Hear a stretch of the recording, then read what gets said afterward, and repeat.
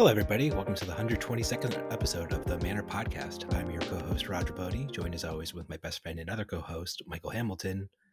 Michael, I know it was recently established that once again, after your top 8 of worlds, that you were the GOAT again. But now, are you and Michael Feng both the GOATs? Are you co-GOATs? Are you comfortable sharing your GOATed title with another Michael? Yeah, I'm down to share my title with Michael. We can both be goats. Do you feel comfortable being a GOAT, Michael Feng? I think Michael Hamilton is the actual GOAT. The fact that I can be in the same sentence is already flattering. That's fair. Okay, so you obviously had a very successful weekend at the Calling in Portland. So Enigma was the deck of choice. Do you want to talk about how you wound up on Enigma for that tournament? I think I was pretty set on playing Enigma. Yeah, even before Worlds. I knew that I was probably going to play it at Portland. I joked about it with I think Michael with Hamilton. That when we were like testing for Worlds, that like Worlds is just practice for Portland.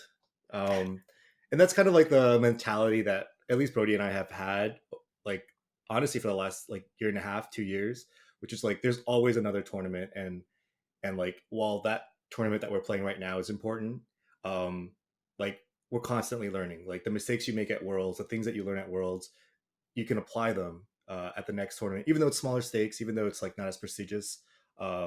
This idea of like constantly learning, constantly improving is, I think, one of the ways I attribute to our success. And I think, I knew that I was going to play Enigma there. I didn't know which pile of Enigma cards. I remember I spoke with Hamilton. He's like, I don't know, I'm just going to play a pile of Enigma cards. They banned my blue CYBs. Yeah, that philosophy about every tournament being like practice for the next tournament, that's actually a big part of what got me to pull the trigger and register CYB new at Worlds. That's awesome. So that's awesome. Yeah. Because I think you said it, you're like, well, it's just kind of practice for Portland. I don't remember exactly what you said. I'm like, True. All right, I'll do it. Yeah, but Scar for a Scar in Enigma though was your idea, right, Michael? At Portland, I had heard people. Well, you said Michael. I think that was talking to me. Yeah. But at Portland, I heard people say they'd seen Scar and Enigma before. So I don't know if it was an original idea, but it was. I thought of it as an innovation that I made. I hadn't seen it before, and I'm like, what if we just put Scar in this deck? And yeah. Okay. I messaged Michael like I think 2 days or something before the tournament started. I think I was playing games with Bodee on Wednesday, and I'm like, man, I just need to kill your Viscerai deck. What about Scar? And I messaged Michael. I'm like, can we put Scar in Enigma? Yeah, I didn't say no. I was like, I think it's like for me at this point, I've tried like almost everything with Enigma, and you didn't have to tell me twice why you were putting it in there. I knew you didn't even have to tell me that you were playing against Bodee because I knew the context. Like Bodee was in your vicinity, so he was in your domicile, so he was probably making you jam games with him, and I just like understood like all the nuances of what putting Scar in Enigma meant, and also what like how you like playing the game in general in Flesh and Blood, which is also a lot more like tempo and value oriented. So I was like, yeah, I think especially for you, I think it just like made so much sense. And then I chewed on it for a long time because as Enigma now it just feels like the onus is on us to like kill people because everyone's kind of ready for us to like play a mirror guy at this point. Most of the top decks they have an answer. They don't always have an answer, but they like their whole game plan is having an answer, and like we can't just ride a dragon to victory, although sometimes you still can.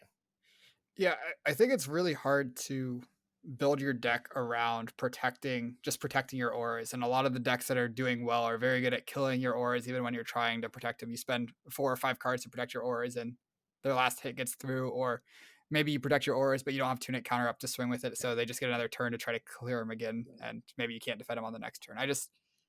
I always thought just like killing them is better than trying to protect your stuff. Yeah. And Enigma has a lot of good tools like Phantasmaclasm, even like Miraging Metamorph. We have we borrow from Illusionist class all these like above rate, although they do have Phantasm attacks. They're very good at whacking opponent, especially if we know that they don't have any poppers or have very few. Yeah, and especially when you lead on like an aura, and a lot of your auras have go again because they have +1 counter. So you lead on an Yeah. aura and then you attack with Phantasmaclasm. You can kind of mess up their hand a little bit. And then Yeah. even if their hand blocks for more than it attacks for, they don't really want to block when you have an aura in play because then they're not Yeah. clearing your aura.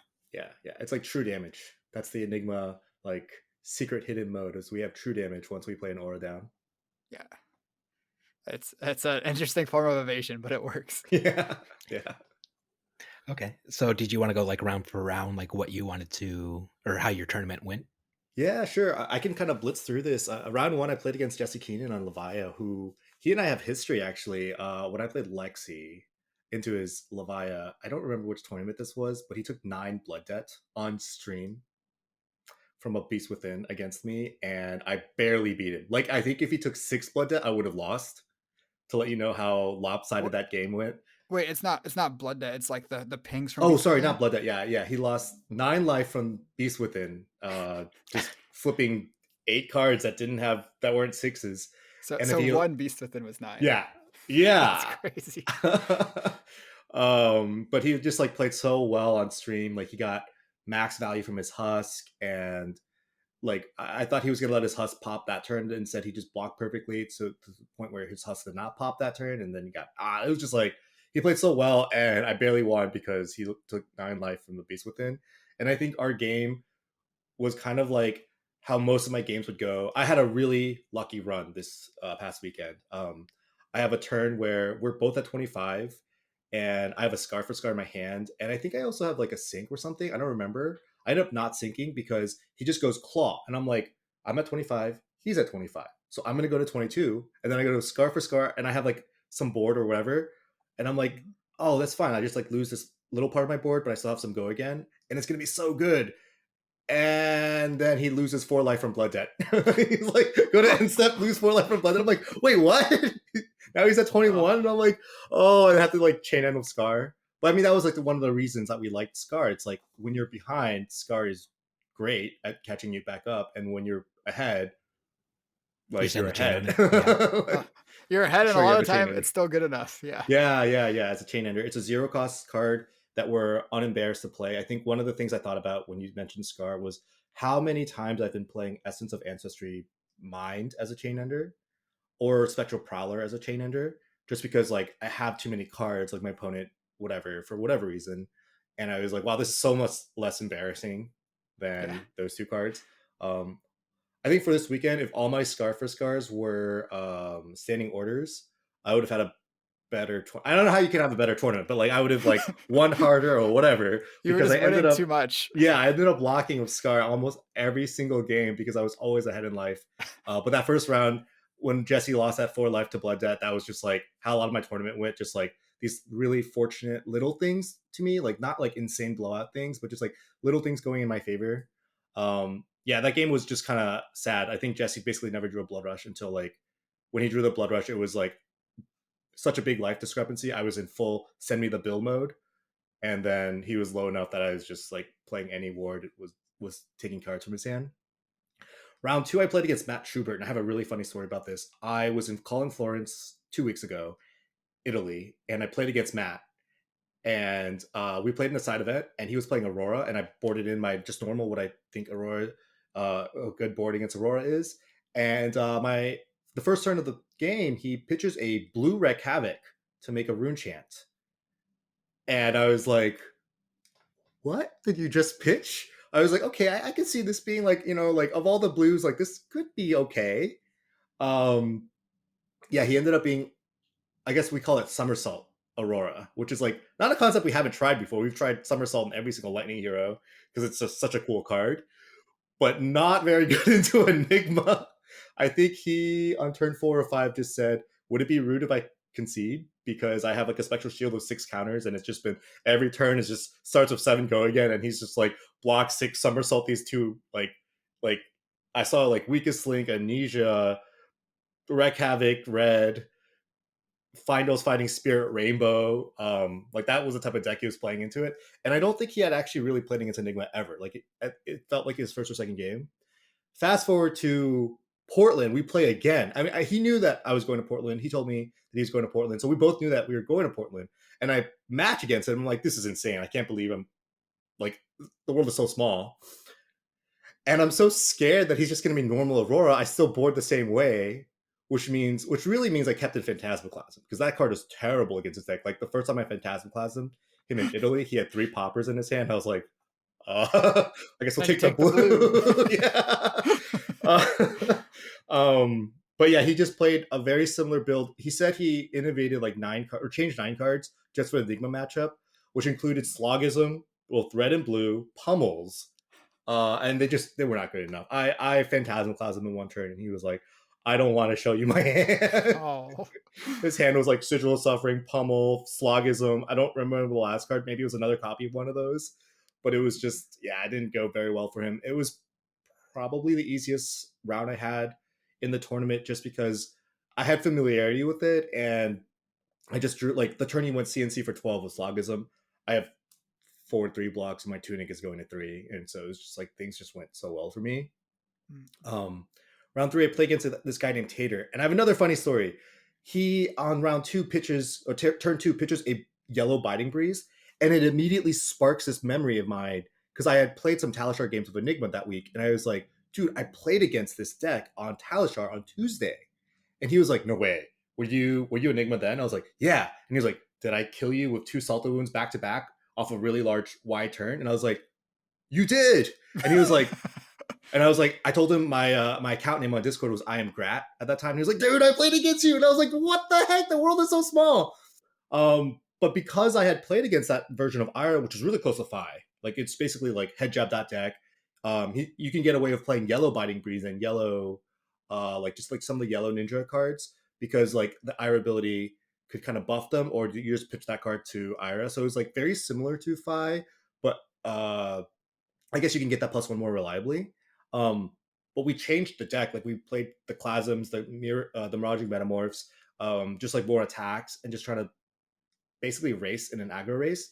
And it felt like that was a really effective strategy into that style of Ira. I just honestly probably Ninja in general. And yeah, I ended up winning that game because he did not double Salto Wound me. Like 1 Salto Wound is fine off of the hat, but like double is when it gets like Nutter Butters. You have 2 cards that are worth like I think his against me on Talishar was like an 8 into a 9, which is like, yeah, it's a good math. It's good math. Round 4, I play against Wyatt, who's also an IR. He ends up beating me. I don't think my deck drew very well, and I do think he played extremely well. I do think that matchup feels overall kind of Enigma favorite, just because of our numbers, just because the chances that Ira can draw a brick. Some of the bricks are basically no blues, too many blues, no go again attacks, too many go again attacks. Like it's just like there's the percentage of hands that don't work well feels pretty high. But I did end up losing that, and I do think Wyatt played really, really well. I really like the inclusion of Pouncing Paws as tech, just because the turn I played Mirror Guy is the turn he cracks Pouncing Paws, and it makes it so that he has basically Kodachi for 1, Pouncing Paws for 1, Kodachi for 1, literally anything else. That's already kind of annoying. He mentioned that Dense Blue Mist would be a good kind of like tech against that type of strategy, but I think I should have just let the Mirror Guy die to 1 damage the moment he represented the Pouncing Paws for 1, because he's trading his legs for my Mirror Guy. Hopefully I make another one later.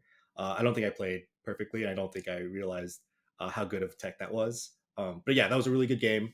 And then I ended up playing against an Acilia after that. Her name was Anemone. It was so cool. I love that name. Probably my favorite game of the weekend, just because they really like played that deck so perfectly, but they had this 1 turn cycle that was just depressing. Like I had some type of board, I attacked with it, then I ended with Phantasmaclasm. Think for a while, let me see the hand. It's a somersault and like 3 sigils. And then I'm like, oh, we'll bottom that one. And then they draw, and they're like, Acilio, a somersault, take 9, go to their turn, Acilio, somersault. Really bad, really unlucky. Yeah, and then I played Enigma Mirror against Donkey, and yeah, I think we kind of I just drew like the nuts, which honestly was I levels of enlightenment and then transcended 3 turns in a row, and like yeah, it's just one of them was using Pathwell Travel, so I got all 3 modes, and the other one was using the spec, the Immortal Lunar Shrine, which meant I got all 3 modes again, and it was just like he would attack me, I'd lose my board, then I would send my board, but I was not only clearing his board but doing like above rate damage, which is not like not normal for Enigma. Like we have titanium baubles, and then we have levels of enlightenment, blues, and the Moral Lunar Shrine. I felt like I drew so hot, and I ended up winning. And then I played against Jeremiah. He was on new, and I 40-0'd him, and that kind of felt like how the tournament went. You know, like he just never could get clear everything. Every science call, I had like a waxing that I'd play. I'd show him two reds. It's just like kind of one of those games where like everything, like I don't think I like blew him out. It took like multiple turns. Like my life pad has like 3 columns for him, and obviously I'm just a blank because I don't even write 40 when I start. I just like the first time I take damage, I mark it down. I never wrote anything, but I had 3 rows for him, which meant he took a lot of bits of damage here and there and went really long, but ultimately I got there. Felt pretty bad, but like that's some of the Enigma games do end up being like that. Basically, I started turn 0 with a Restless Coalescence or spec into Restless Coalescence, and that Restless Coalescence never died, and I Astral Etchings it all 3 times. So I just kept refilling the battery and pooping out shields. Yeah, and then you have all the shields to just like eat the daggers that Yep, are hard to block yep, anyway. yeah, it was bad. I had D-reacts when I needed D-reacts, and just I weakest linked him once, and it was like devastating, like just things like that. Yeah, and then we go to day 2. So I end X1 day 1. I'm pretty happy about it. I did feel like I was like a little bummed about losing to Ira to Wyatt, but X1 is just insane. And kind of a funny story, I have been doing really well day 1 in callings that I've been playing in this year, outside of the heavy hitters callings. And I have been wearing I'm not wearing it right now, but I have this like lucky gray shirt from Uniqlo that honestly is nothing special. It's like, I think it was $15, and I bought it like 2 years ago. And it's been my lucky shirt. Like I've done really well with it. And this whole year, it's always been my favorite shirt to wear day 1s. And day 2, I've been just basically just getting murdered. Like I don't think I've gone 50-50 on day 2s You should at wear the shirt all. 2 days in a row, like wash it. Or That's what I did. So I was like, Mm. I don't know, let's try this out. So day 2, I was gonna wear a different shirt, but I just grabbed it from like the dirty laundry section of my, like, I don't know, I had a little drawer, and I was like, you know what, I'm just gonna wear this again. And I wore the same pants I wore, which I've been wearing these like gray sweatpants, also from Costco, not very expensive, not very special, but I wore them because I was like, I don't know, like I keep doing well day 1 wearing this, like why don't I just try wearing them again? Um, yeah, and then that's what I ended up wearing to day 2. And I start by playing against Justin on Aurora. I felt like, it was like a stereotypical all the things went right for me. I phantasmaclasmed him. I believe he had 2 flicker wisps in his hand, or 3. I don't remember the specifics, but it's just like I bought him the not flicker wisp, and I think he blocked with 2 flicker wisps, and that was about how that game went. So Yeah, this happened to me as well, where I was playing against a lot of Auroras that were doing the Flicker Wisp Arc Lightning combo. And yeah. the fact that our deck is just trying to kill people really quickly, it, I'm not even sure if the Auroras are supposed to be Flicker Wisp comboing us. How do you feel about that? Um, a lot of my losses, obviously not this weekend, but I have lost to that combo quite a lot, actually. In Florence, I played in a side event, and I O2'd before I met Matt, the other Aurora, and I lost my round 1 to a guy named Bogdan, who Flicker was comboed me, and it was just like, it felt kind of almost oppressive, the amount of damage output.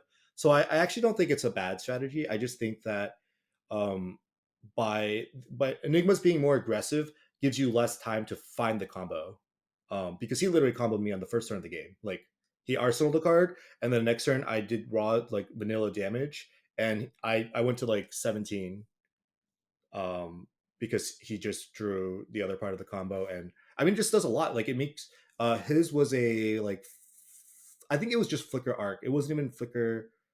Like I think it's really really good when you get 2 arcs in there, because the arcs scale damage more than the flicker. And it's just like, I don't know. I was just like, I guess I'm below 20. I blocked my full hand. The next turn I blocked my full hand, and somehow there's still a 20 life point discrepancy. So I don't think it's a bad strategy. I think it depends on your philosophy on the matchup. If you believe that you need to add more variance on the Aurora side, um, then I think it's correct.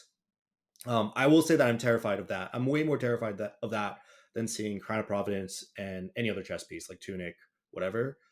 Because if that's what I see, then maybe you're trying to more mid-range me.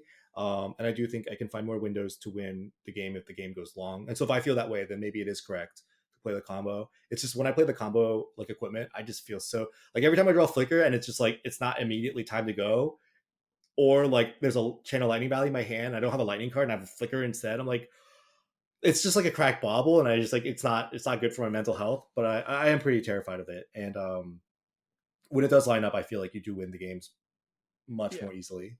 Yeah, a So lot of my, I guess the reason I was wondering about it is Auroras don't usually play the combo in aggro mirrors, and yeah. I think against Enigma in general, it makes sense that you're playing a long game. It clears auras through AB1 Mhm. very well, and Yeah. it just does a ton of damage, and you get time to set it up Yeah. because Yeah. Aurora's pretty good at clearing auras. But I think our Enigma deck, I'm going to say our Enigma deck. I'm going to take partial credit, even though you won the calling with it.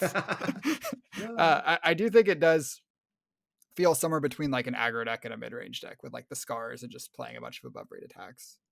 Yeah, I definitely feel that way too. And I think like adding 3 copies of Scar is like not just 1 or 2, but like 3 really kind of tells at least us how we want to navigate turns, where we're much more happier to like trade damage and just like get both of us into the danger zone. Because I do feel like Enigma is so much better if like both players start at 12 and we can represent 12 damage with Ward. Mhm. The moment we're peeling cards and we're both playing into like 3, it's so much better for the side that like has a weapon that's also like a health buffer. Um, I think that was like one of the reasons why I like Scar. But basically, at least against Justin, I at one point it was like I'm 17, he's 30, or I'm 32, he's 17. I'm drawing Scars. I'm like sinking this away. Yeah, yeah, makes um, sense. I was really ahead in life totals, and I felt so like I felt so bad because like he just drew so poorly, and I got to see what he was drawing because every time I Phantasm Class, I'm like, take that guy. And he's like, yeah, that's what I thought you do. Okay, no blocks. Um, he did make a critical mistake. One of his turns he had embodiment of lightning, and he did not lead with I think a lightning surge, and he From needed to hand. do that in order to weapon. Instead, he led with I think Arcanic Shockwave, which makes sense in theory. The card has like the word lightning on it, like in 4 different places. But he realized right after he's like, crap, I can't swing weapon anymore. So he lost like two points from a weapon swing. Um, Ultimately ended up not mattering, but like little things like that, like lose some edges, and we talked about that afterwards. Yeah. Next round, I play against Pete Boonsec, but This is he's an round 9. Aurora, huh? This is round 9. Round Second round. yeah, round 9, and I okay. So before you and I talked about Enigma, we shared deck lists. I actually was not going to play Spectral Manifestations in my list At all. at all. Okay. My theory was that you can use Astral Etchings with um, with gloves in the matchup. You have gloves. You can board it out sometimes, or you just like activate Enigma, figure out a way to make a Spectral Shield, uh, like the old-fashioned way. For a while, also Waning Vengeance could be your Spectral Shield. Instead, I was just going to play Spears of Surreality Red, and that's the deck list I ended up turning in. And it didn't have Spectral Manifestations at all. And I got an IP penalty before round 9, and I was going first. I have 3 cards in my hand. I say pass. Pete Boonsec plays Channel Lightning Valley, makes an embodiment, and I'm like, I had a Phantasmaclasm. He ended up taking 5 damage, and that was the last points of damage I did for the rest of the game. He kept that Channel Lightning Valley for 2 turns. I have 3 cards, so I can never block out his attacks, and he knows that. So he's basically playing 5-card hands into my 3-card hands, and I die basically the turn I get to draw 4 cards. I'm basically dead on board. I was at like 5 or 6, and he just shows me Flicker Wisp. Doesn't even show me the rest of the combo. Just does a bunch of damage, and I just cannot block it. Very, very swift defeat, to be honest. I didn't feel very bad about it. He felt bad about it. I was like, dude, I got an IP penalty. You played well. Like, Yeah. right? Like, you got to close the door when you can. So Yeah. the IP penalty, they did let you keep the spectral manifestations in your deck though, right? Yeah, they were just like, what did you intend on registering? And I think whatever I said, I was going to get IP penalty no matter what, but they would at least like let me like fix the deck basically. I don't know. I just said like I intended on registering Spectral Manifestations Red because I wanted to have the same 79 or whatever with Michael Hamilton. I like, to me that's like really valuable because it means like during our mid rounds when we have questions with each other, we are like at the same, we come from the same footing. Like I didn't really care too much whether or not those were the correct cards. They were like correct enough, and I've played like so many different styles of Enigma. Just knowing what's in my 80 helped me dictate how I want to play.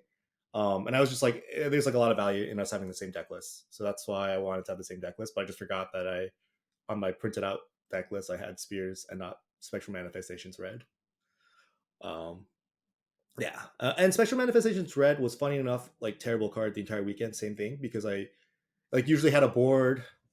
Yeah, I don't you're just know. winning too much for these cards. Yeah, I just keep drawing it. I'm like, ahead. dang it, I gotta like I block with it. It blocks so many daggers and like things like that. I sunk it away a lot. I actually had some games where I was stacking it with like a Restless Coalesce, so I'd sink it away, and then I was gonna play Restless Coalesce. I'm like, this is only two. I just E-strike it away, and now they're next to each other. Never hit second cycle, of course. Yeah, so I lose against Pete pretty quickly. Then I play against Dan Rakowski, and it's just like this game where he wins a dice roll. He makes me go first. I transcend on my first turn. Then he goes. Then I block a hat. I make a mirror guy. He has not transcended yet.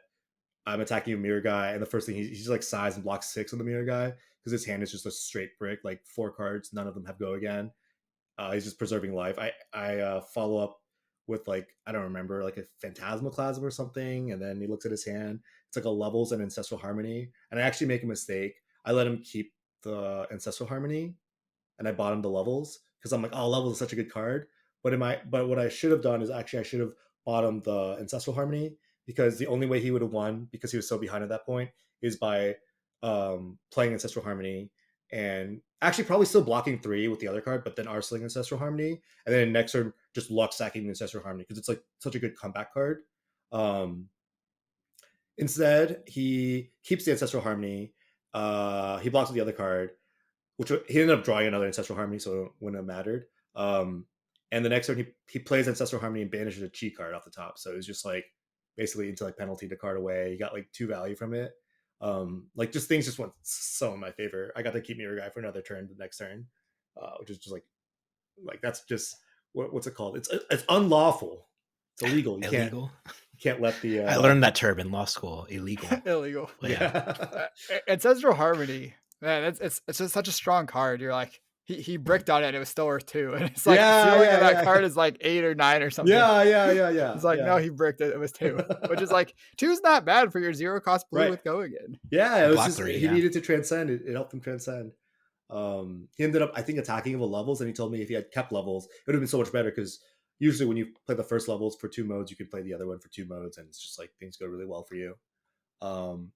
And then I play against Andrew Lorenz. This is round 11. It's on stream. I do think, I want to say that if I don't commit the game's rule violation, that I would win. I would still have won, but it looks pretty egregious on stream. I feel pretty bad about it. So before you dive into like the emotions, can you like explain what happened? Yeah. So it's, I mean, like up until when we get to this point, I think it's like turn 6 or 7. Andrew's just drawing bricks and bricks. Like the first turn of the game, he pitches a blue Rune Flash to attack me with a red Rune Flash. And he had to go second. I won the dice roll. I decided to go first. And that's just not how you want to start Viserai turns. Basically, already telling me he has no non-attacks in this hand. And then after that, he goes, make a Rune Chant Rosetta Thorn. So like he just went 3 card 7. And that's basically how his draws felt like for most of that first half of the game. Just like below rate Viserai stuff, barely able to clear my ward. And then we get to this point in the game where he had just basically passed. He made a bunch of Rune Chants. I can't really remember exactly how he made Rune Chants. And it's my turn, and I'm like desperately trying to use my 4 card hands. And turn before, I had a choice between arseling a Miraging Metamorph or arseling a Phantasmoclasm. And I was like, dang it, why did I arsenal Phantasmoclasm? I should have arsenal Miraging Metamorph when I draw my new hand. And I'm like planning out my hand, and it's I think it's like a Spectral Manifestations, a blue, I think it's 2 copies of Spectral Manifestations, a blue and a Coalescence, I want to say. And so my turn ends up being Spectral Manifestations, attack with it, Coalescence, attack with it, which was actually, I think, correct. I think that's what I was supposed to do. And then what I was supposed to do is pitch my last Spectral Manifestations to attack for 1 with my Spectral Shield. But instead, because I forget to tick down my resource when I attack with the Coalescence, I look at my resource count. I'm like, wait, I have a resource float. My tunic is up, and then I can pitch this last special manifestations to attack with Clasm. And so I just do it. I'm like, wow, this is amazing. I can't believe I didn't see this line because I was so frustrated I had a Clasm in my arsenal. And then I do that, but it's illegal because I didn't pay the resource for the Restless Coalescence. And that's on me. That's honestly on me. I take full blame for it. Obviously, sure, there were judges where it's also Andrew's responsibility to have me maintain the game state. But that's it looks really bad for me, and I also feel really badly about it. I will say by the time that game was seen, right, by everyone publicly, since we're on a delayed stream, it's already like happened. Like there's like you can't Control Z that. Yeah, And I think the game was over before Twitch chat ever saw that yeah, tournament, right?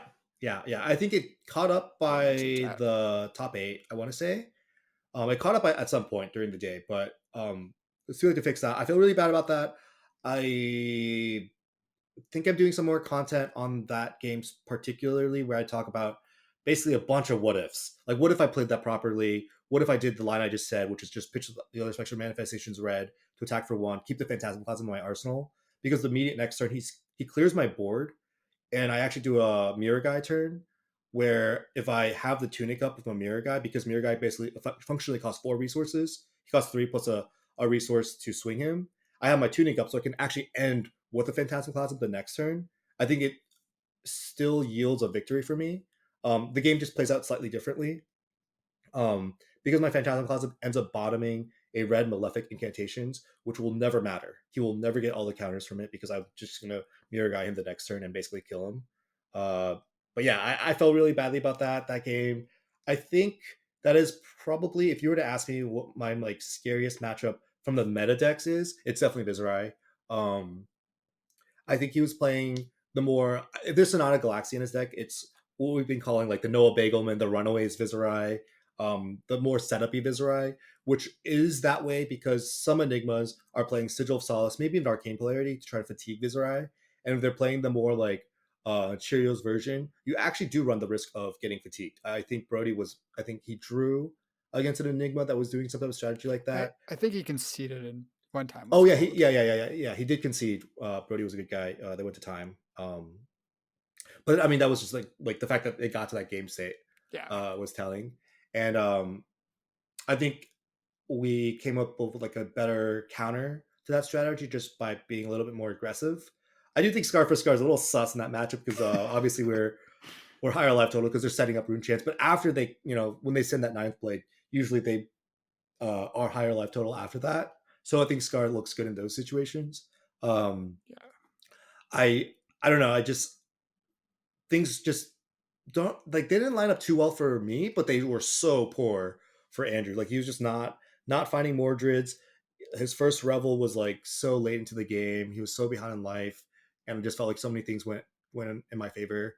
That game is kind of interesting. It's just the first 3 turns are your most powerful turns, I think, as Viserai. I think winning the dice roll is really important as well, and basically none of those things happened. So ended up taking that, and then this brings us to round 12. That was so. My tournament was going pretty well as well. I was 9-2, ready for round 12. I'm like, man, I've been feeling really good about the deck. I think of my 2 losses, I think one of them I probably messed up pretty badly. I cracked my hat for basically 3 value, which you can get by just making a Spectral Shield with it. So yeah.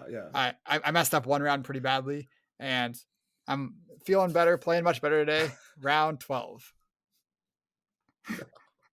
The Michael Enigma Mirror. Yeah, the Scar Enigma Mirror.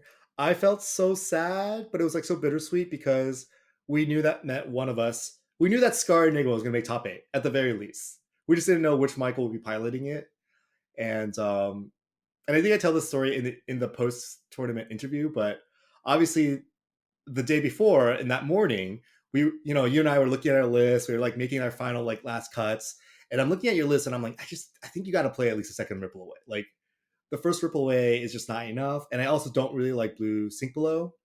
Yeah, I think it was more anti-blue Sink Below than pro 2 blue Ripple Away. What's the best blue if we're cutting a Sink Below for a 3 block? And it's clearly Ripple Away. Yeah.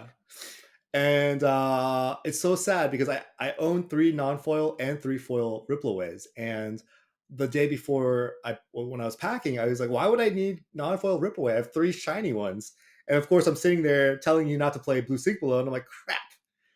The best thing I feel like you can play is a Ripple Away. So I just think about it for a while, and I'm like, you know what? I don't think it's that bad to play 2 Ripple Away. Actually, my Battle Hardened Hiroshima list only played 2 Ripple Away because that card does not spark joy for me. Like when I draw that card, when I have to attack with that card, when I ponder into that card, for whatever reason, I just like, I had an Azalea play Codex, and I looked at my no, put the Ripple Away in there. I'm pretty sure at least 2 times I have seen you activate the secret mode of Ripple Away, which is just discarding it, not to stop any tokens from being created, just to get it out of your hands so you don't intellect penalty a bad card.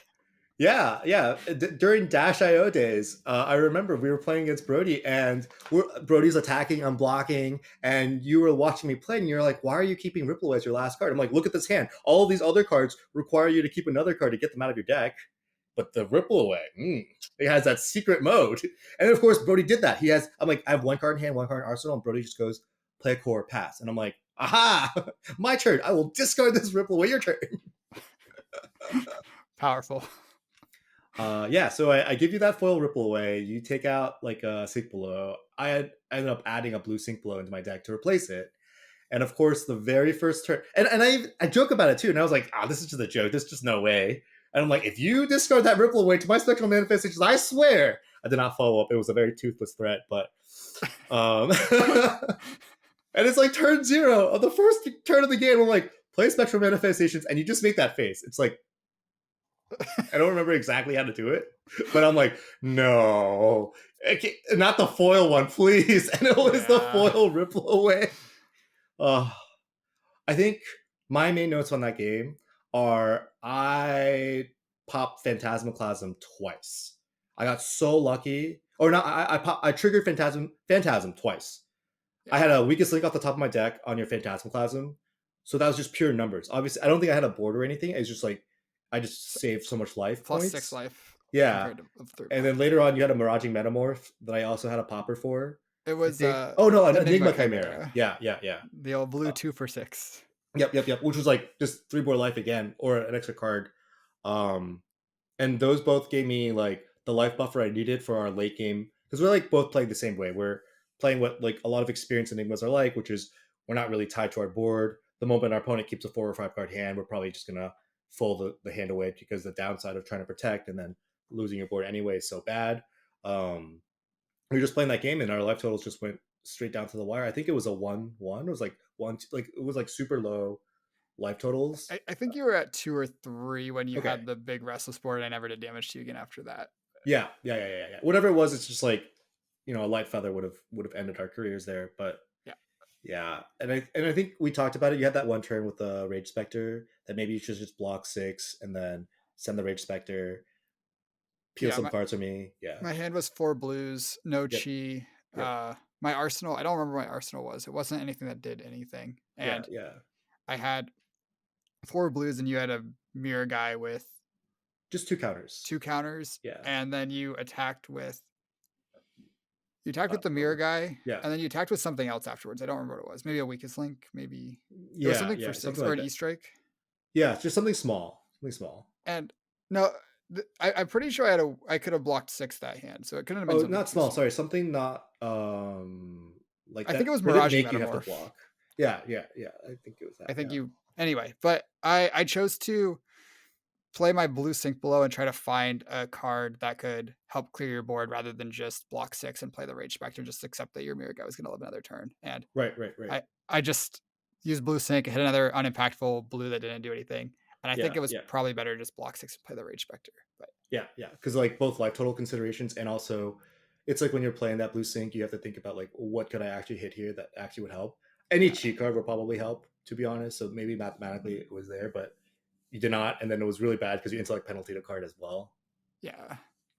So instead of getting 6 life and intellect penalty, and not intellect penalty a card, I basically blocked 2 instead of 6. Yeah, so you took 4 extra damage. Same. Yeah. So that game, obviously I ended up winning, and I think it's like, I don't know if I played particularly well. I felt like drawing the weakest link off the top is just like, sometimes like we played 5 poppers in that matchup. Yeah. I don't know. It was like a 1 in 20, maybe like a 4 or 5% chance that would happen. I think it's if it's 5 out of 60 because your Yeah. deck's untouched, it's like 1 in 12. So Yeah. like Yeah. 8 Yeah. 8 or 9%. Okay. Not Right. that Yeah. not 5%, way more likely than that. Okay. Okay. Whatever it was, I felt very lucky. And I was like little things like that. I mean, I feel like that's how a lot of tournaments end up getting won. It's just like you hit that 8 or 9% extra lucky factor, the critical strike factor, and you just roll those advantages. Don't make too many mistakes, and just like sit on the luck and ride it through. Yeah, so I make top 8. I looked at your standings. You made 11th, which is like makes sense, right, for a winning in. Still not a bad showing, not a bad showing at all, but obviously not top 8. I'm sorry about that game, but I'm actually really happy still that like you ended up supporting me throughout. Like you just like sat near me, and then like I would ask you questions, and then you would like give like really critical thinking, and we like started preparing the sideboard for Dash.io and mainly New and Zen because I was like pretty scared, and there was like some like last minute, especially for blues, that we were like thinking about whether or not we wanted them in and out. Which spoiler I ended up not even listening to in the finals, but yeah, Or the so quarterfinals, actually. yeah, quarterfinals I played against Dash.io, and you were like, I have to like kill him, and I was like, I played against 2 Dash.ios on Talishar this week too, and I just blocked, and then they ran out of cards, and I don't know. Hopefully, I could do it again. And I didn't have a race face then. I have a race face now. I feel like it has to be better, right? I don't know.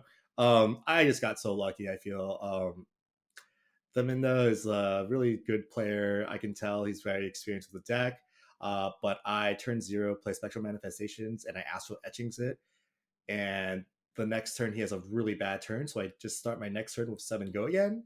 And he has to activate Technical Foundry Heart to actually clear my Spectral Shield. And he banishes 2 Spark of Geniuses. So the top card is a Spark, and he would really like to draw it. But he would also really not like to take 7 go again in the face again.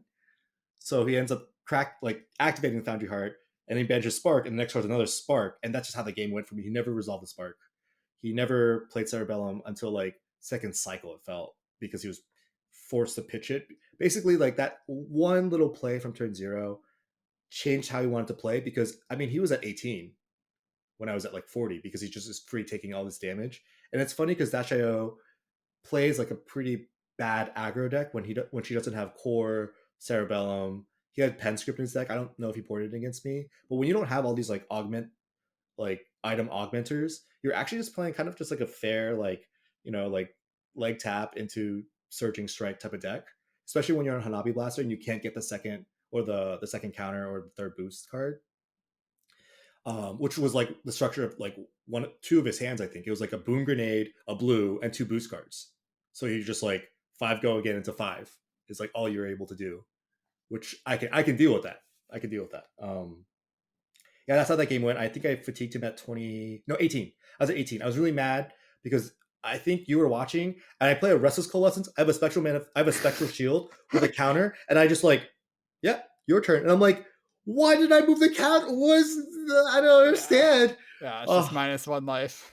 It's -2 because oh yeah, it's -1. Yeah, it's -1. That's fine. I don't know what I was thinking.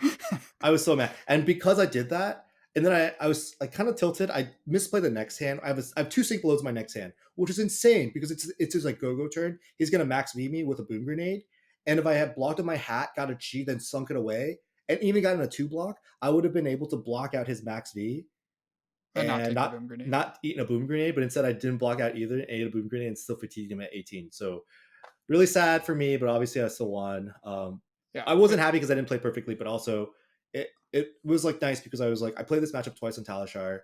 I felt like in those games my opponent did some really, really good things. I got max seed 4 times in one of those games, and I still ended up fatiguing my opponent. Just because he took like a couple off turns and I built a board. Restless Coalescence was really good in those matchups. Just Astral Etchings it and just like making some counters on the setup turn, which is like what we used to do against Dash.io anyway, but much better in this meta because Dash.io is like average damage output so much less. Yeah, I credit a lot of that game to like you have a lot of experience playing Enigma. You were playing Enigma when Dio was at her top power, and you kind of know what you can do, what your fatigue math looks like. And if I was in your spot, I don't think I would have made the right decision. I definitely told you, I'm like, I think you might have to kill her, and you did not think you had to kill her. you, Yeah. you blocked, and even with the mistakes that you said you made, you still ended at 18. So pretty clean fatigue victory. Yeah, yeah, it felt pretty comfortable. But I think he low rolled pretty hard on his side. I think if we had played that and I had made that same mistake and he had drawn just a little bit better, played at least one or two sparks, I think probably I still would have won, but it would have been like 1-2 life total. Like I think that matchup is on paper not that good, but I think if the Enigma comes with a like plan of basically doing a degen fatigue and you don't stack, like he had another turn where he ended up having 4 cards in hand plus a card in arsenal, and he just played pounder and passed because he realized I cannot keep trading cards and banishing top card of my deck like this.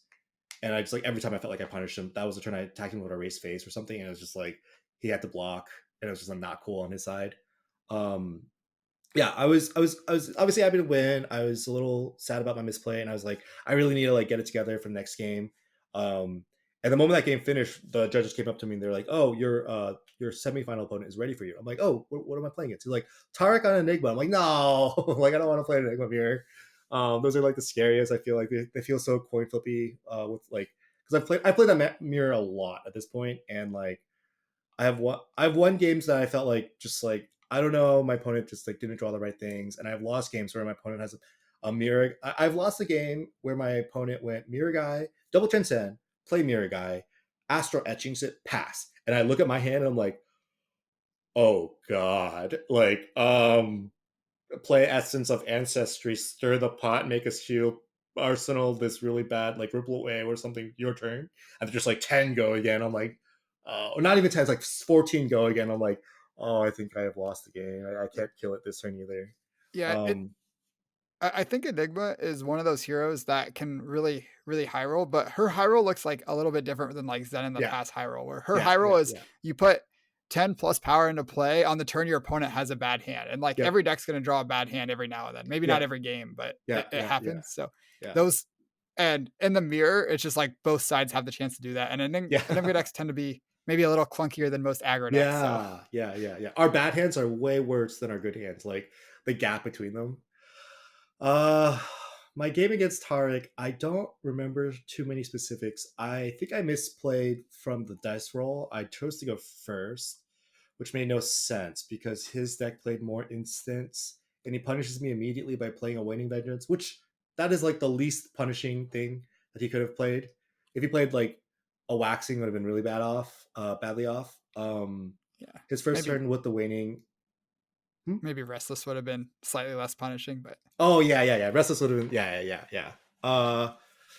I'm trying to think. So he was playing Spears of Seriality plus Phantasmal Footsteps, and all three of his spears were like very good. They were just what like he had a board, then he'd play spears, and I'm like, I have two poppers in my hand, and I do the math, and I'm like, I cannot actually block with either of them because I have an E strike that I need to like in case I need to clear, I have to just keep the entire hand. So they all were one resource 5 damage. But Scar smart. was good. Finally, that was probably the first time I attacked for Scar with Go Again in that entire tournament. Um, Right it when was you needed it good. most. It was finally good. Yeah, when I needed it most, it was just really good. Helped me clear one of his waxing boards, and another turn I think I basically bluffed that I had a real hand, and I just let him Scar, and he let his board get cleared, and I felt like I was playing CYB new because I was like, thank God, because I really don't got much after this. I got a Rage Spectre after this. I got like I just that's it. Rage Spectre, your turn, attack like Arsenal like a threat. That was how that game went for me. I think Scars helped.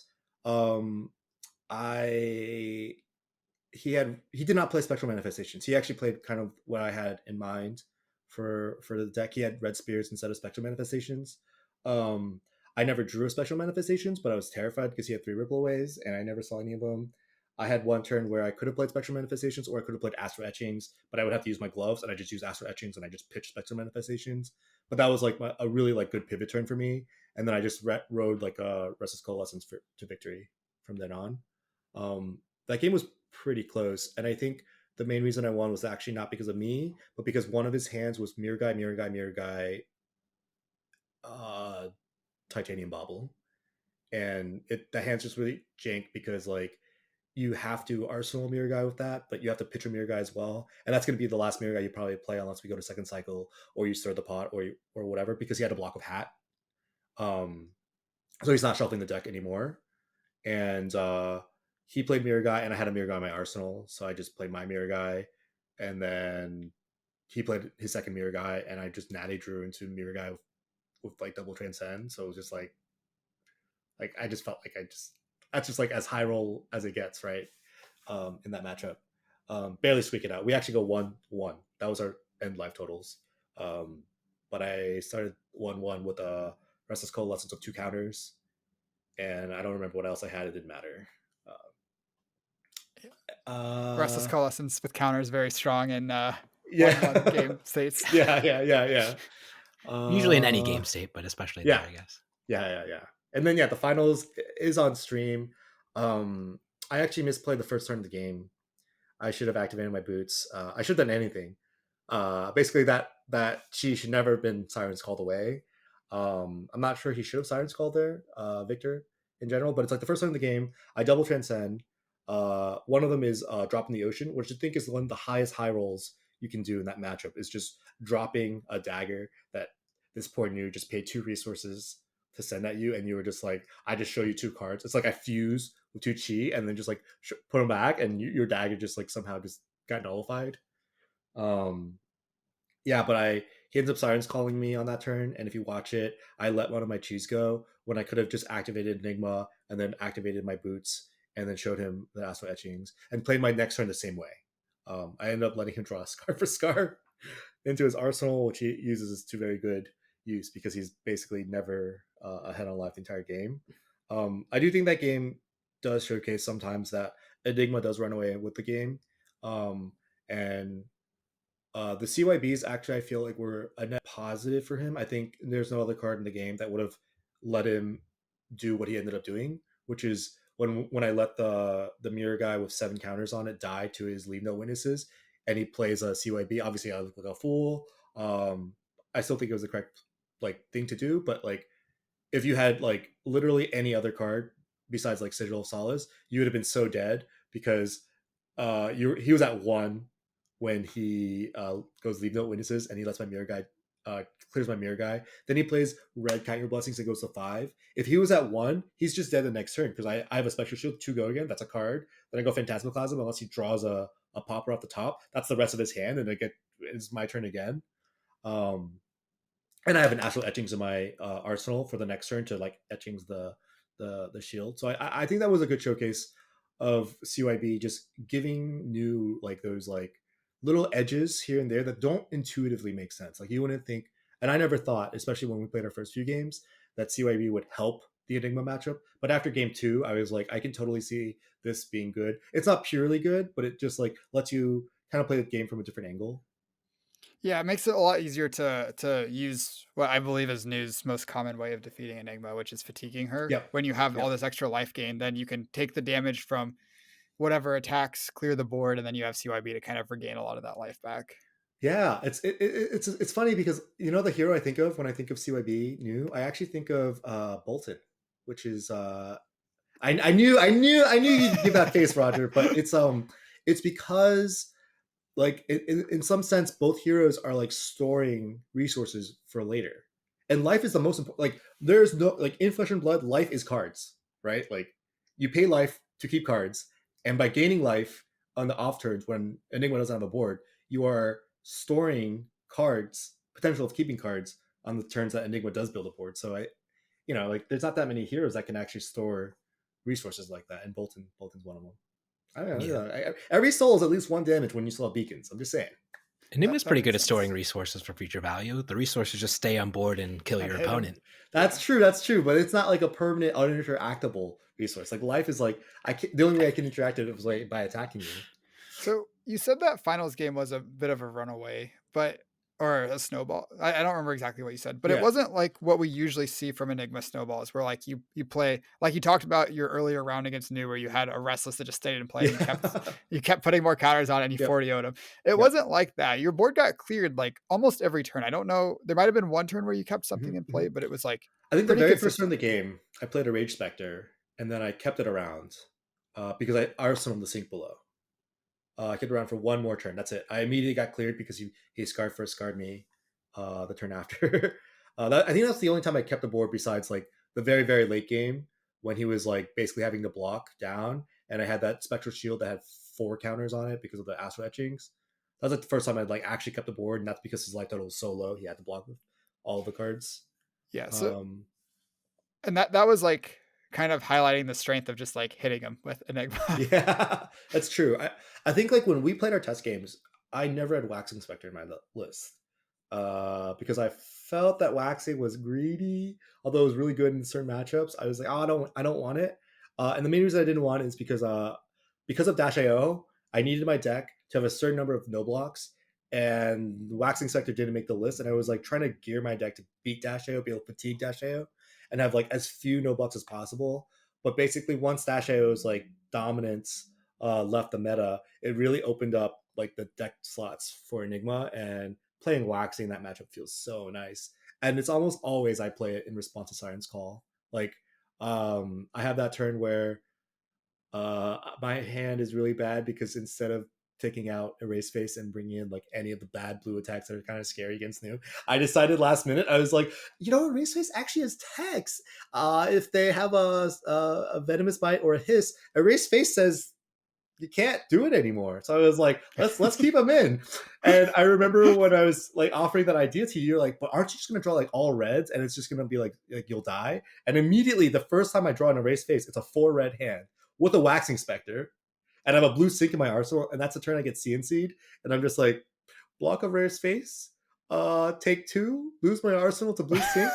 My turn is attack with Scar for a Scar for 4, arsenal Waxing Spectre. But that was like for me, like arsenaling Waxing Spectre feels like so good in that matchup, Yeah. just because of, like it lets you kind of get out of Science Calls, and like any of the arsenal destruction, just take it, play Waxing Spectre from arsenal.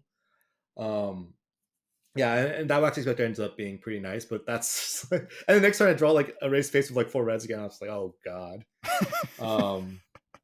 Yeah, that was Scar being nice too because it was a 1 card hand. Like I mean, I don't know. If it was a yellow, it'd been really nice. It could have attacked a Raised Face. I don't know. Whatever the case, ended up winning that game. Obviously, that was insane, and I think for me, that calling run, I had so much good luck going my way. I think you always need that kind of luck in your favor. It's like you need happy, fortunate things going in your favor, and then you need to not mess it up by also like playing well and not making too many mistakes. And I feel like the combination of that is kind of what led to it. But I do think this was one of the tournaments where it felt more like my deck and the situations happening helped me win, and less so that like maybe me making too many like really good decisions helped me win. I don't know if that makes sense. Yeah. I think it does. I think that in general, if you're going to win a tournament with 400 people at it, you're going to have to get lucky at some points. But I also think you have to make the right decisions to like capitalize on that as well. Yeah, yeah, And then having a good deck also helps. yeah, yeah. So one thing I wanted to talk to you about is I remember last year you played a lot of Flesh and Blood. You traveled to like every calling last year. Um, you did win the Pro Tour near the start of the year, not at the very Yeah, start of the year, April. but whenever it happened. Yeah, But I remember you really wanted to win a Crown of Providence, and unfortunately, last year you didn't get it. And I think we all thought that you wouldn't have another opportunity to win it. So taking down the 50th calling, winning that gold foil Crown of Providence, what does that mean to you? oh my gosh, it meant so much. I think I definitely started that weekend with like absolute no expectations. I have, I've been to the other 15 or whatever callings outside of the ones that are attached to the majors, where Crown of Providence was potentially there. Like literally every single possible one that I could go to outside of the ones that were attached to majors, I participated in, and I did not win one. And I had already kind of gotten over it, like it was a dream of last year. And I like that. I basically never thought about that at all until the finals. Um, It just was like someone else has always been winning. I already won the Pro Tour. I've won a bunch of things. Like I don't need to win again. It's like I already used all the luck I feel like I need in my Flesh and Blood career. But when it actually happened and when I was actually presented with it, I felt really emotional because like I had made that goal, and uh, I still remember when Yanji and I were playing this game 3 years ago in 2021. And I was like, I showed him what a Black Lotus, what a gold foil tunic looked like, and I was like, we gotta win one of these. Like this is literally like Alpha Black Lotus status. Like we gotta win one of these. We gotta really work hard, and we ended up both winning one at some point later on within a calendar year, and it was like so cool because it's like that is just like a piece of Flesh and Blood history that to me is like the most important. And it's like because I checked that box, I was like, I really want to win a Crown of Providence now. And we were talking earlier last year, I think in January, we were talking about our goals. And I was like, that's my goal. Like my goal is to win a gold foil Crown of Providence. I think it'd be really cool to get one of these. And I just like I basically top eighted 3 callings and I did not get there anytime. I lost in the quarters twice in the semis once, and I just couldn't get there. And to have just gotten this opportunity to win at the 50th was just like amazing. Like I think I didn't really believe it, to be honest. I just was like kind of incredulous.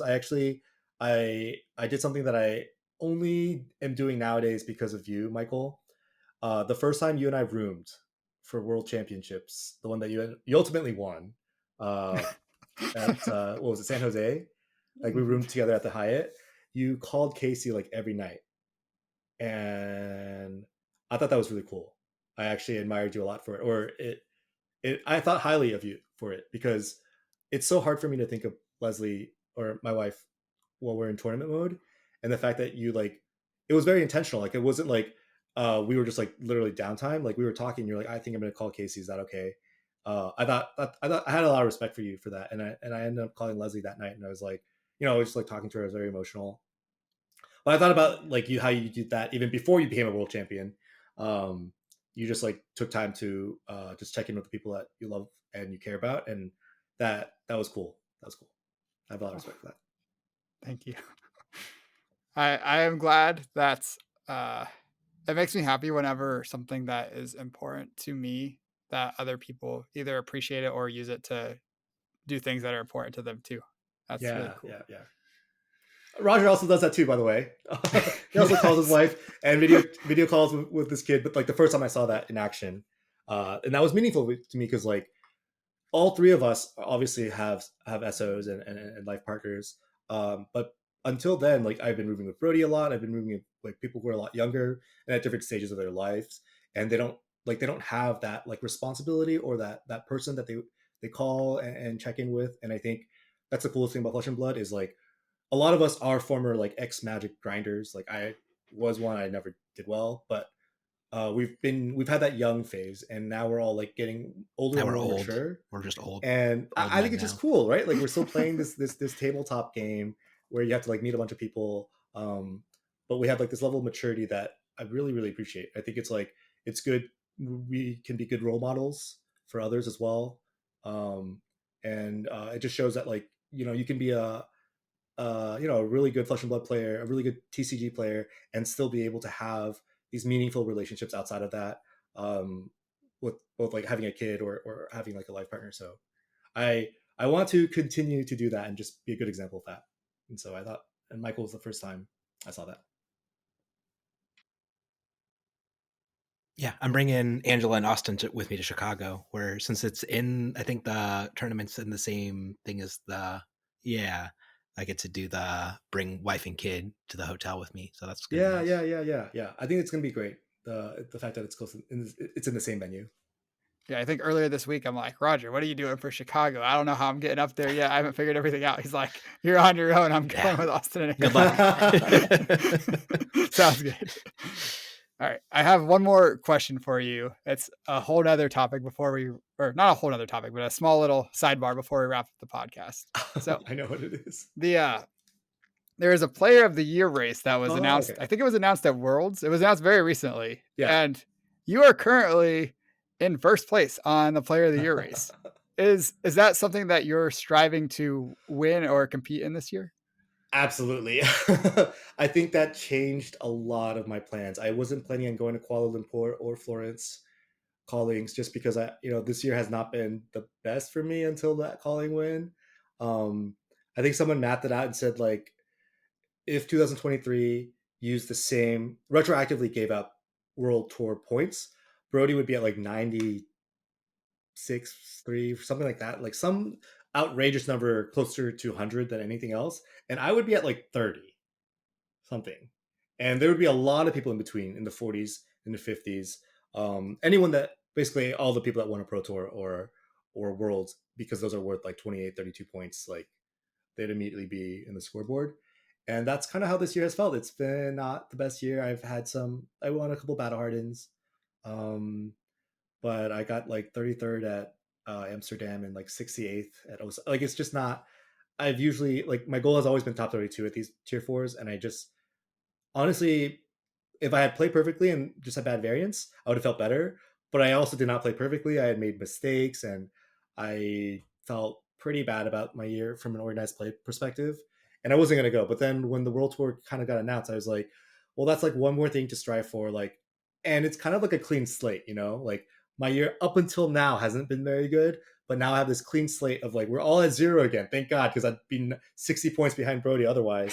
And I was like, I really want to give it my all and really try.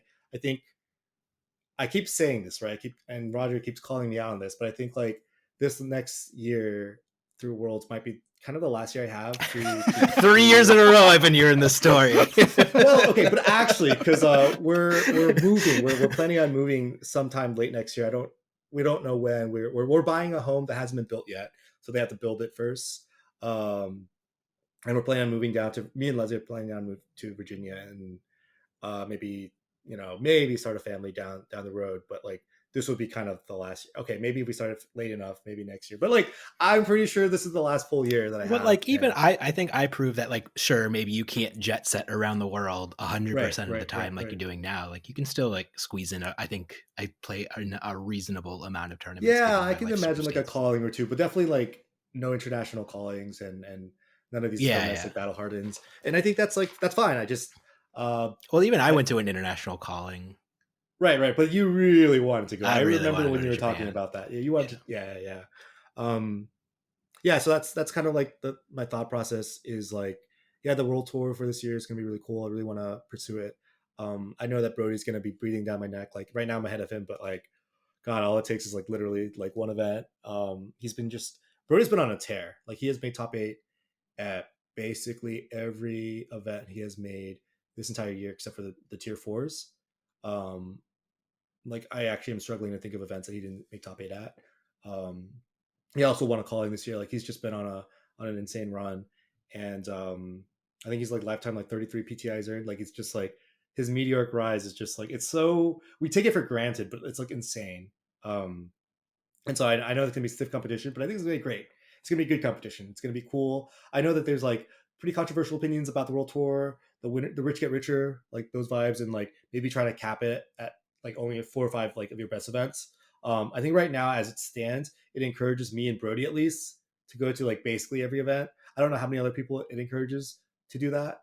And maybe that's not great. Maybe that's not what the system is designed for. At least that's what it's doing right now. It's encouraging us to kind of really get out there. Like I took a break in August this year. I didn't go to Calling Manila. I didn't go to another battle harden. And it was really good for me. That 1 month was like I got a lot of really good rest. But I don't think I would do that next year if it was the same because of the World Tour. So. Yeah, makes a lot of sense. I do think what you said about potentially it being capped could make sense. I know Magic, which is my original like big competitive game. They said you could count your 6 best Grand Prix finishes, which their Grand Prix are like our callings. So yep, and that was for your like Pro Tour player points or something like that. Yeah. And something like that I think might be a good change because it's still like you're still encouraged to go to every calling until you've got 6 firsts or whatever. Yeah. So yeah, we'll see what they do, but I'm excited to hear that you are very excited about playing the game again. I shouldn't say again. I feel like I think like you and I both did not like the PT Amsterdam meta. Like I did not really enjoy losing to Zen while I was at like 30 life and then I was at 0. I think that was like kind of a sad time for us as competitive players because we had to like live through that. It's over now. I think like basically without all these like really high offensive output decks, it's been kind of a fresh change for me. And it's probably one of the reasons why Enigma has been doing so well because that was one of the best ways to counter Enigma. Just have a deck that just like vomits so much damage, like it just makes so many of the other turns non-consequential. Although that was like a good strategy against anybody, but like against Enigma because of the nature of our like we try to build a board, whatever. Um, I think the meta's in a better spot. It's going to be interesting. Jarl's coming out literally like today. We'll see what that does. I'm pretty excited to continue playing though because of all these changes.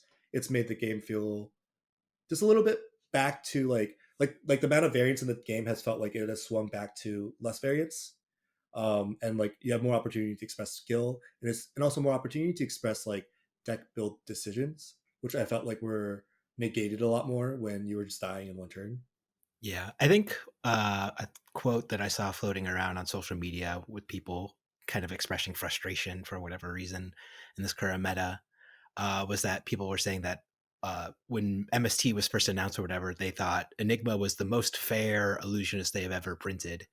And that's true, because when Zen and when they were ramping up these decks to vomit all that damage pre-tome banning, basically when they were most heavily testing Enigma, I imagine in their internal testing, Enigma wasn't very good or was very good in some very particular decks. But like you said, if your opponent's vomiting 30, 40 damage in a turn, then like who cares about the ward?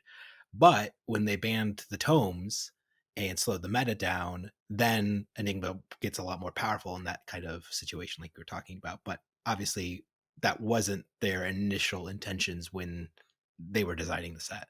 Yeah.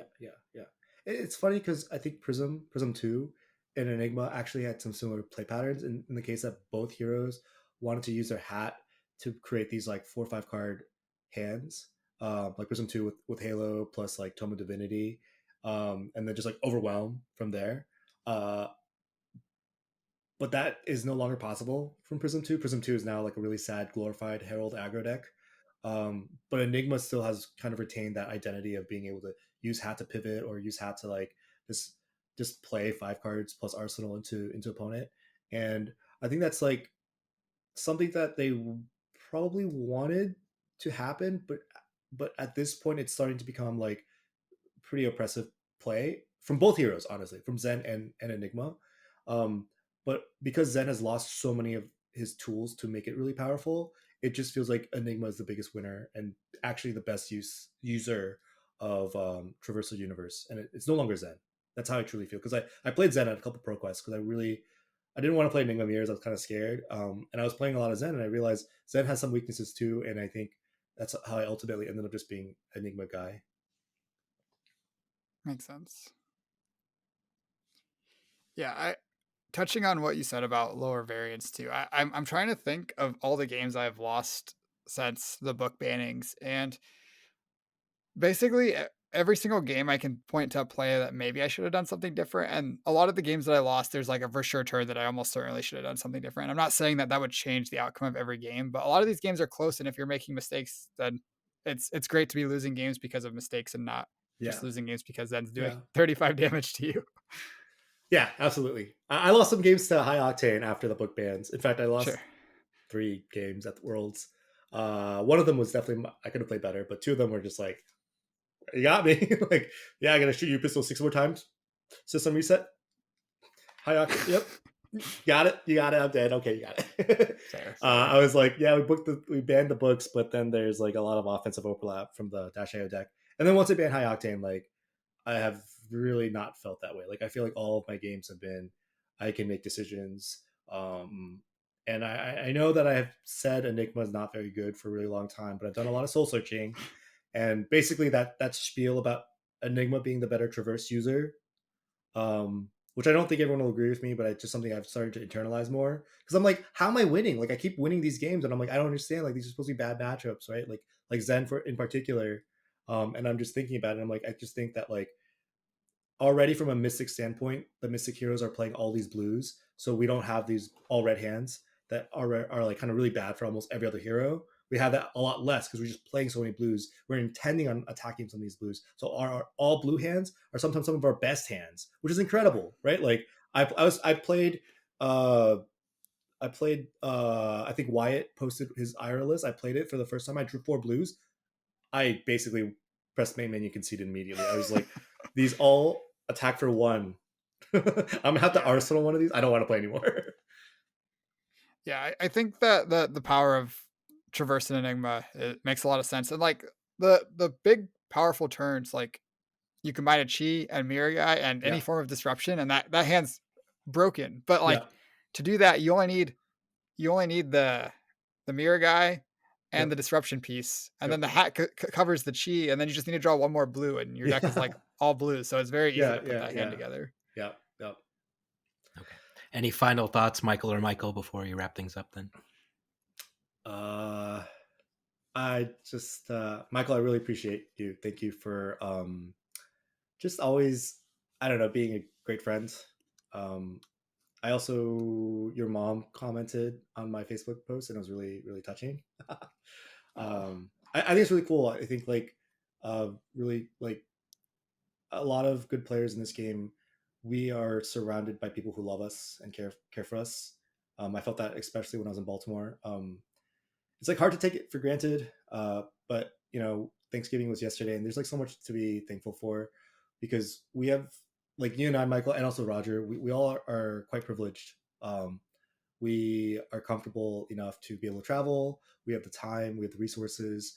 We are able to, you know, do this testing or not, or just like kind of talk through our game plans. We are like so blessed in so many ways, and I think like the one thing I really want to talk about or just give thanks to is just how lucky we are that we were able to do this. How lucky we are that after Worlds we have another calling to play and try our ideas. And so I guess if that's something I want to end on, is just like we are so lucky, and let's not take this for granted. True. Yeah, that's very true. The community in this game is amazing. I think there's just a lot of great people, and